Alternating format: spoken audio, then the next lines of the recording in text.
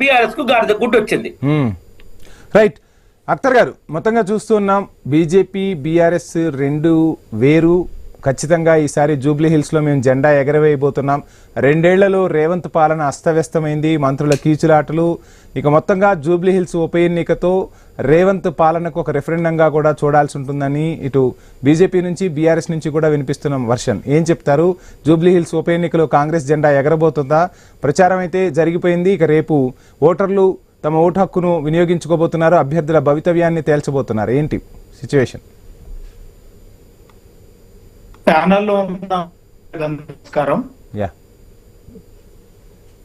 ఇంతకు ముందు బీజేపీ మిత్రులు చెప్పినట్టు అసలు అసెంబ్లీ ఎన్నికల్లో వాళ్ళకి ఎన్ని ఓట్లు వచ్చినాయి, పార్లమెంట్ ఎన్నికల్లో ఎన్ని ఓట్లు వచ్చినాయి ఒకటి. రెండోది, బీజేపీ బీఆర్ఎస్ ఒక్కటి కాదు అని చెప్పేసి ఆయన చెప్పిన ప్రజలు నమ్మడానికి సిద్ధంగా లేరు. ఎందుకు సిద్ధంగా లేరంటే గత పార్లమెంట్ ఎన్నికల్లో బీఆర్ఎస్ మొత్తం ఆత్మహత్య చేసుకొని బీజేపీని గెలిపించింది. ఈ రోజు అదే బీజేపీ తాను ఆత్మహత్య చేసుకొని బీఆర్ఎస్ ని గెలిపించడానికి ప్రయత్నం చేస్తా ఉంది.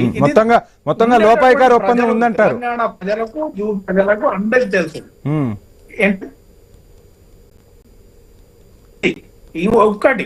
రెండోది ఏంటంటే 2 సంవత్సరాల్లో ఏదో జరిగిపోయింది, 2 సంవత్సరాల్లో ఇచ్చినటువంటి హామీలు నెరవేర్చలేదు అనేటటువంటి అబద్ధపు ప్రచారాన్ని ప్రజలు నమ్మేటటువంటి పరిస్థితుల్లో లేరు.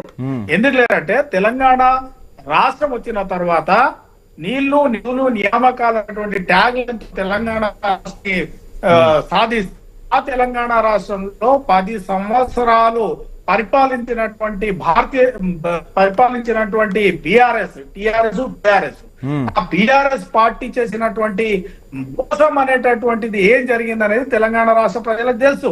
ఆ మోసము అది చూసిన తర్వాత కాంగ్రెస్ పార్టీ ఒక్కటే న్యాయం చేయగలుగుతుంది ఈ రాష్ట్రానికి, తెలంగాణ రాష్ట్రానికి కాంగ్రెస్ పార్టీ, ఈ తెలంగాణ రాష్ట్ర భవిష్యత్తును కూడా నిర్ణయించేటటువంటిది కాంగ్రెస్ పార్టీ అనేటటువంటి ఆలోచనతో పాజిటివ్ తో తెలంగాణ రాష్ట్రంలో మళ్ళీ కాంగ్రెస్ పార్టీని తీసుకొచ్చిన రైట్ అఖ్తర్ గారు, మళ్ళీ మనం మాట్లాడుతున్నాం.